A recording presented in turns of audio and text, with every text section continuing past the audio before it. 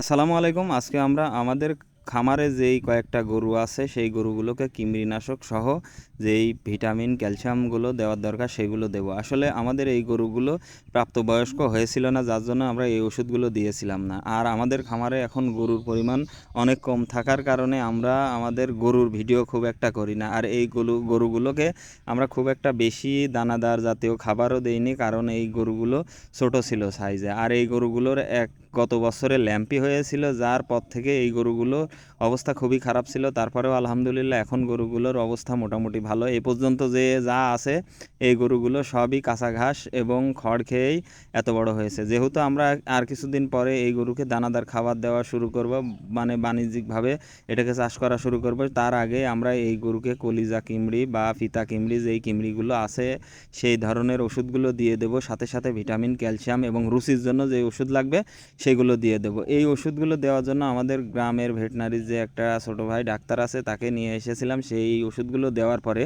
আরও কিছু vitamin calcium ওষুধ লিখে দিল, যেইগুলো আসলে গরুর খাওয়ালে রুচি বাড়বে এবং গ্রোথও ভালো হবে। সেই ওষুধগুলো লিখে নেওয়ার পরে আজকে অনেক গরম, এই গরমের দিনে আসলে গরুকে এই ওষুধগুলো দেওয়া ঠিক হয়নি। আসলে এই ওষুধগুলো আমি গতকালকে ডাক্তারকে বলে রেখেছিলাম আসার জন্য, কারণ গতকালকে আমাদের এদিকে বৃষ্টি হয়েছিল। আমি ভেবেছিলাম যে আজকে একটু ঠান্ডা পড়বে, যার জন্য সে এসেছে। আসলে আসার জন্যই আর কি এই ওষুধগুলো দিয়ে দিলাম। দিয়ে দেওয়ার পরে এখন এই গরু সহ গরুর গোয়ালটা সুন্দর করে ধুয়ে দেব। এরপর থেকে হয়তো আমি এই গরুর ভিডিও দু একদিন পরপরই আপনাদের দেখাবো। আর আমাদের খামারে এখন টোটালে 3টা গরু আছে, একটা বকনা, একটা গাভী আর একটা ষাঁড় গরু।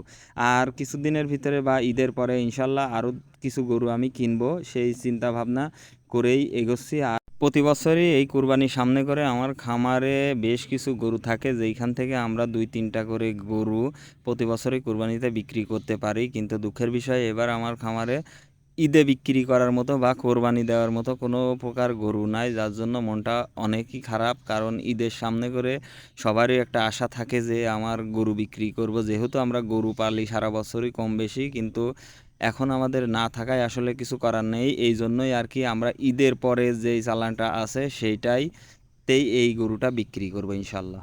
আর এই গরুগুলোকে ধোয়ানোর সময় লক্ষ্য করলাম যে এই গরুগুলো আসলে বেশি লাভঝাপ পাচ্ছিল, এই জন্যই যে এই গরুগুলো অনেক দিন পরে গা ধোয়ানো হচ্ছে। কারণ এই গরুগুলোকে গা ধোয়ানো হয় না বলতে আসলে যেই গরুগুলো দানাদার খাবার খায় বা মোটা তাজা কারণের জন্য পোষা হয় সেই গরুকে কন্টিনিউ গা ধোয়ানো লাগে, কারণ তাদের গায়ে অত্যন্ত গরম থাকে। কিন্তু এই গরুগুলো কাঁচা ঘাস এবং খড় খায়, যার জন্য ঘাস খাওয়ানো হয় না। আর আমাদের গোয়ালটাও অনেক স্যাঁতসেঁতে হয়ে গেছে, কারণ অনেক গরুর গা না ধোয়ালে এই গোয়াল ধোয়ানো হয় না। তো মোটামুটি কিছু সময় গায়ে পানি দেওয়ার পরে, যেহেতু আজকে অনেক গরম পড়ছে, তারপরে আস্তে আস্তে এই গরুগুলো শান্ত হচ্ছিল। আর আমি যে গায়ে অনেক দিন পড়ে থাকার কারণে অনেক বেশি ময়লা লেগেছিল সেগুলো পরিষ্কার করার চেষ্টা করছিলাম। আসলে একদিনে এগুলো পরিষ্কার করা সম্ভব না, আস্তে আস্তে এইগুলো পরিষ্কার করতে হবে। তো সবাই আমাদের জন্য দোয়া করবেন। আসসালামু আলাইকুম রহমতুল্লাহি ওয়া বারাকাতুহু।